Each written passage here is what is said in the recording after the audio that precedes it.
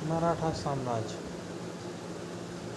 एक स्वतंत्र मराठा साम्राज्य के संस्थापक शिवाजी थे। शिवाजी का जन्म 20 अप्रैल 1627 को पूना के निकट शिवनेर नामक स्थान पर हुआ था। शिवाजी के पिता शाहजी भोसले थे, माता जीजाबाई थीं।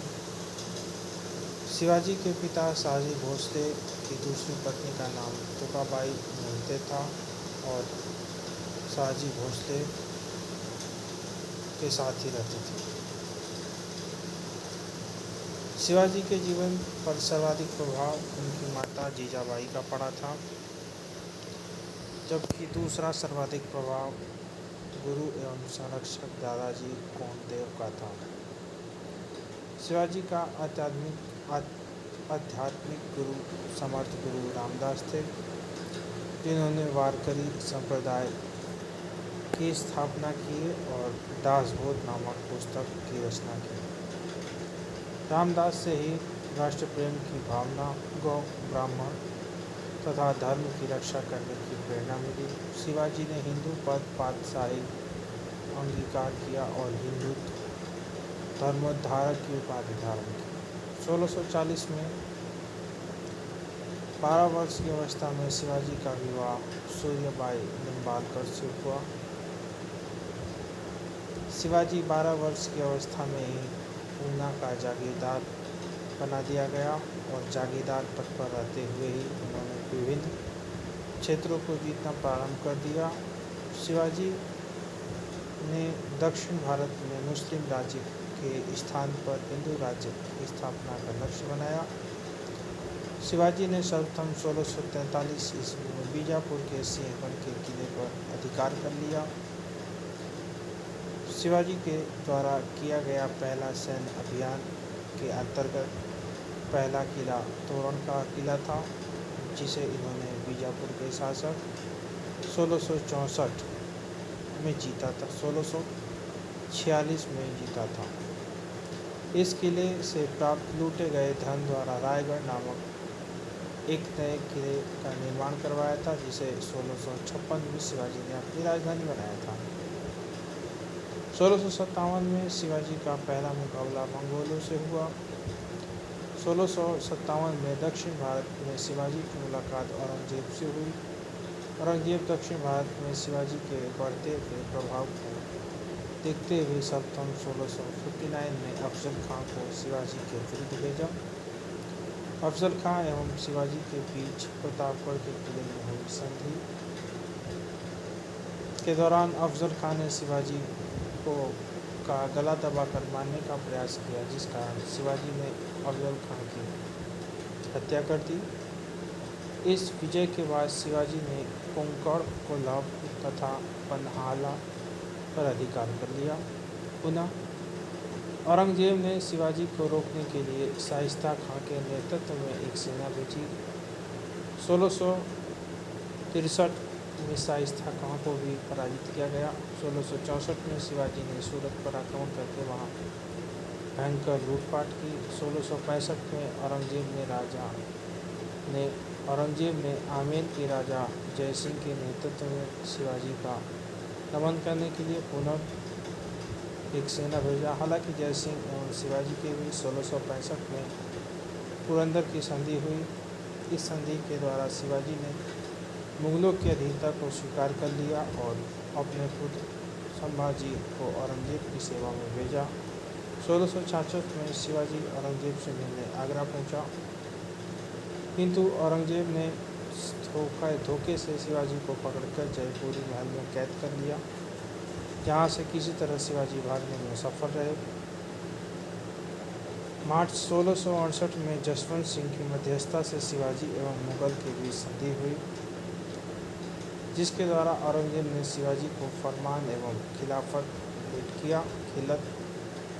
भेंट किया और राजा की उपाधि दी।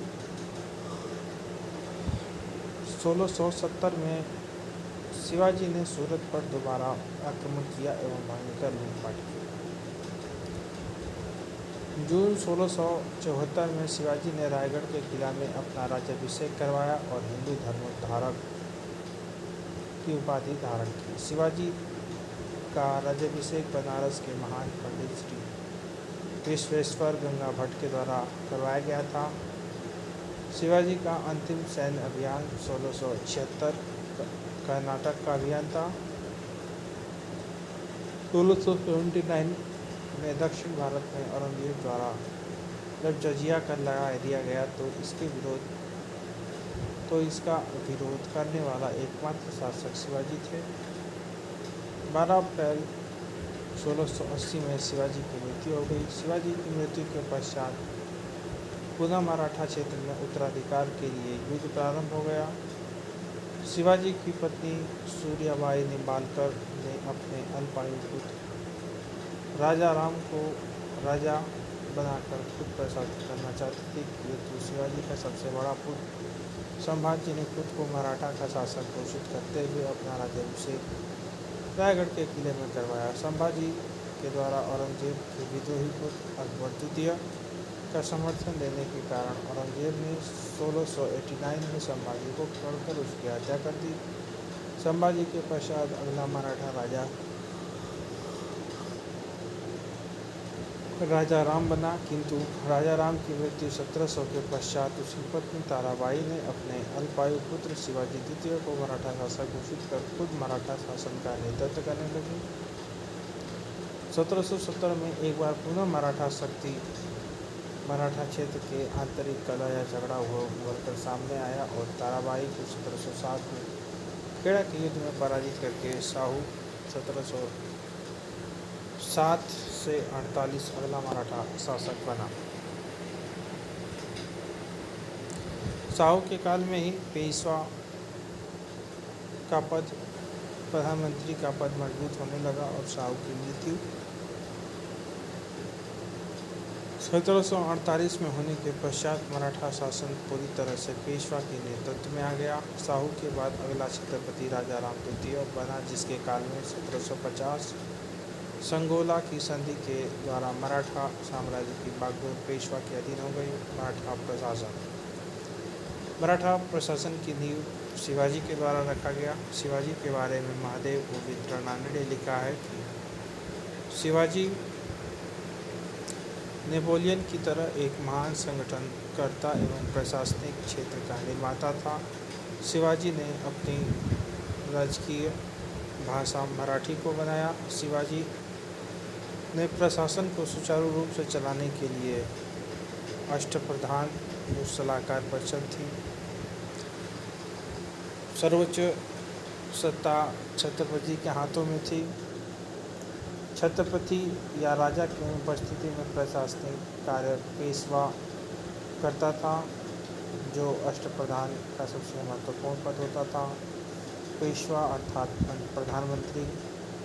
अष्टप्रधान का दूसरा प्रमुख पद मजूमदार अथवा अमात्य अर्थात वित्त मंत्री, जिसका मुख्य काम आय व्यय। तीसरा वाक्यानवीस,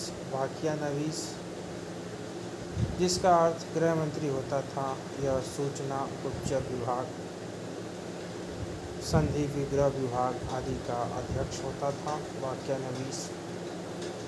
वाक्यानवीस के कार्यालय को हुजूर ए दफ्तर के नाम से जाना जाता था। वाक्यानवीस छत्रपति के कार्यों को लिपिबद्ध करने का काम भी करते थे। सुरुनवीस या चिटनवीस ये राजकीय पत्रों को पढ़कर उसकी भाषा शैली देखता था तथा पढ़ना के हिसाब किताब की जांच करता था। पंडित राव या सदर ये धार्मिक मंत्री एवं दान विभाग का अध्यक्ष होता था। अगला है सुमंत या दवीर, ये विदेश मंत्री थे। अगले हैं सर ए नौबत, जिसे सर ए नौबत प्रधान सेनापति। सर ए नौबत पद केवल क्षत्रिय जाति से संबंधित व्यक्ति की नियुक्ति।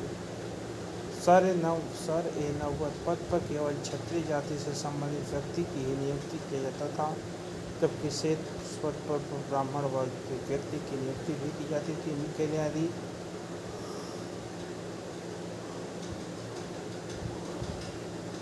मुख्य न्यायाधीश का कार्य सैनिक एवं असैनिक मुद्दों की सुनवाई करना था। मुख्य न्यायाधीश एवं पंडित राव को छोड़कर अष्टप्रधान के सभी सदस्यों को युद्ध में जाने की अनुमति दिया जाता था। शिवाजी अपनी सेना के ने सभी धर्मों के लोगों को नियुक्त किया। अपने सैनिकों को ये नगद वेतन दिया करते थे। इन्होंने सैनिकों को स्पष्ट निर्देश दिए थे कि बच्चे, बूढ़े, विकलांग, महिलाओं को परेशान न करें और खेत में लगी हुई फसलों को नुकसान न पहुंचाएं। अर्थव्यवस्था का प्रमुख स्रोत कृषि था। मलिक अंबर दक्षिण भारत में भू राजस्व प्रणाली को अपनाया था।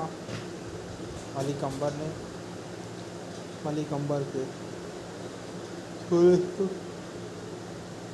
79 में भू राजस्व के निर्धारण के लिए भूमि की माप करवाई गई थी, जिसके लिए छड़ी का प्रयोग किया गया था। शिवाजी ने 40 विभिन्न प्रकार के करों को समाप्त कर एक नए प्रकार का कर चौथ एवं सरदेशमुखी लागू किया।